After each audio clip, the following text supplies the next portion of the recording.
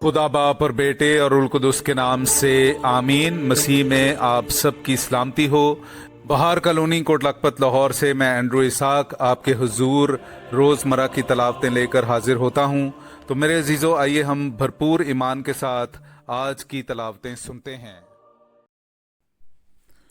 انہوں نے داؤد کو مسح کر کے اسرائیل کا بادشاہ بنایا۔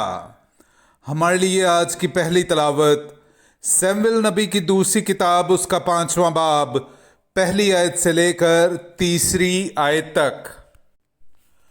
اور اسرائیل کے سارے قبیلے ہبرون میں داؤد کے پاس آئے اور کلام کر کے کہا، دیکھ ہم تیرا گوشت اور تیری ہڈی ہیں۔ علاوہ اس کے کل اور اس سے پہلے جب شاؤل ہمارا بادشاہ تھا تو ہی اسرائیل کو باہر لے جاتا اور اندر لاتا تھا، اور خداوند نے تجھ سے کہا کہ تو میری قوم اسرائیل کی چوپانی کرے گا اور تو اسرائیل کا سردار ہوگا۔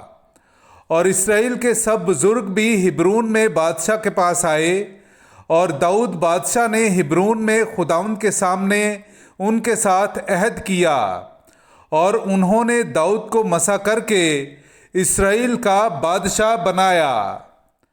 پاک کلام کا پڑھا اور سنا جانا ہم سب کے لیے باعث برکت ہو۔ خدا کا شکر ہو۔ میرے عزیزو، آئیے ہم آج کا جماعتی زبور سنتے ہیں۔ زبور نمبر 122، اس کی پہلی آیت سے لے کر 5ویں آیت تک۔ اور آج کا ہمارا جماعتی جواب ہے، میں خوش ہویا جدوں مینوں آکھن لگے، میں خوش ہویا جدوں مینوں آکھن لگے، کہ آؤ یہوہ دے گھر چلیے، کہ آؤ یہوہ دے گھر چلیے، میں خوش ہویا جدوں مینوں آکھن لگے۔ مجھے خوشی ہوئی اس لیے کہ انہوں نے مجھ سے کہا کہ آؤ ہم خداوند کے گھر چلیں۔ اے یروشلم، ہمارے پاؤں اس وقت تیرے پھاٹکوں میں ہیں۔ اے یروشلم، تو جو شہر کی مانند پختہ اتحاد سے تعمیر ہوا ہے، وہاں قبائل یعنی خداوند کے قبائل اسرائیل کی شہادت کے مطابق جاتے ہیں تاکہ خداوند کے نام کا شکر کریں۔ وہاں عدالت کے تخت قائم کیے گئے ہیں، یعنی داؤد کے گھرانے کے تخت۔ جماعتی جواب، میں خوش ہویا جدوں مینوں آکھن لگے، میں خوش ہویا جدوں مینوں آکھن لگے، کہ آؤ یہوہ دے گھر چلیے، کہ آؤ یہوہ دے گھر چلیے، میں خوش ہویا جدوں مینوں آکھن لگے۔ اس نے اپنی محبت کے بیٹے کی بادشاہی میں ہمارے لیے جگہ بنائی ہے۔ ہمارے لیے آج کی دوسری تلاوت مقدس پولس رسول کا خط کولوسیوں کی کلیسیا کے نام، اس کا پہلا باب، 11ویں آیت سے لے کر 20ویں آیت تک۔ اور اس کے جلال کی قدرت سے سب طرح کی مضبوطی پیدا کرو، تاکہ تم خوشی کے ساتھ ہر صورت سے صبر و برداشت کر سکو، اور باپ کا شکر کرتے رہو جس نے تمہیں اس لائق کیا ہے کہ نور میں مقدسوں کے ساتھ میراث میں حصہ پاؤ۔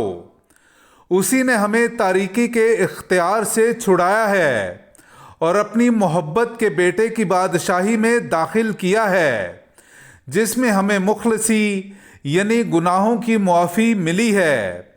وہ اندیکھے خدا کی صورت ہے اور تمام مخلوقات سے پہلے مولود ہے، کیونکہ اسی میں سب چیزیں، کیا آسمان میں، کیا زمین پر، کیا دیدنی کیا نادیدنی، खल्क की गईं।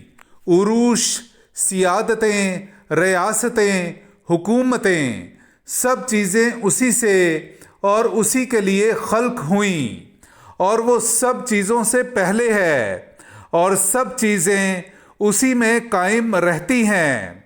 और वही बदन यानी कलीसिया का सर है, वही इब्तदा है और मुर्दों में से पहलौठा, ताकि सब चीज़ों में वही अव्वल हो। क्योंकि रज़ाए खुदा ये थी कि सारी भरपूरी उसी में बसे, और उसकी सलीब के खून के ज़रिए से सुलह करके सब चीज़ें उसी के वसीले से अपने साथ मिला ले, खा वो ज़मीन पर हों ख्वाह आसमान में। पाक कलाम का पढ़ा और सुना जाना हम सब के लिए बाइस बरकत हो। खुदा का शुक्र हो। Hallelujah, hallelujah, hallelujah, hallelujah. Yesu मैनू अपना कलाम सिखा, अपने खादम दा मुंह बन जा, अपने खादम दा मुंह बन जा। तेरे दर उत्ते आया यसु तेरी आस्ते, तेरे दर उत्ते आया यसु तेरी आस्ते। होवे अज दा कलाम यसु मेरे वास्ते, होवे अज दा कलाम यसु मेरे वास्ते। Hallelujah, hallelujah, hallelujah, hallelujah, hallelujah, hallelujah, hallelujah, hallelujah.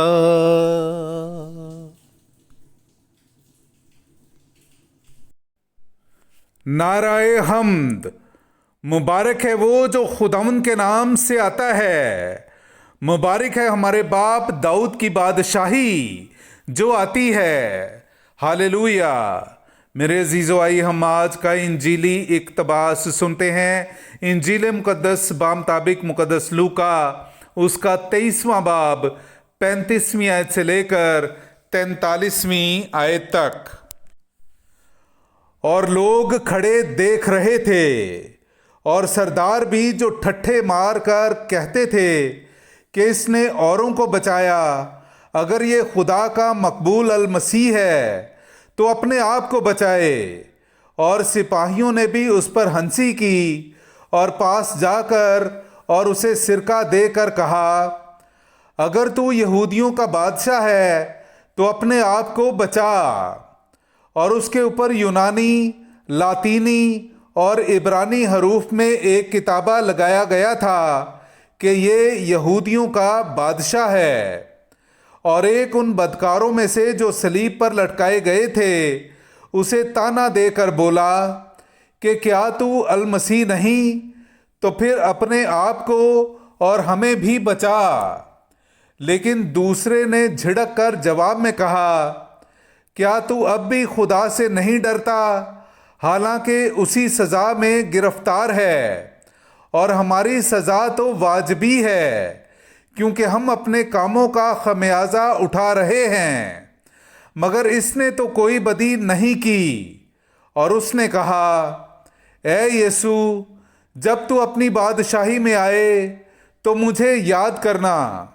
और यीशु ने उससे कहा, मैं तुझसे सच कहता हूँ कि आज ही तू मेरे साथ फिरदौस में होगा।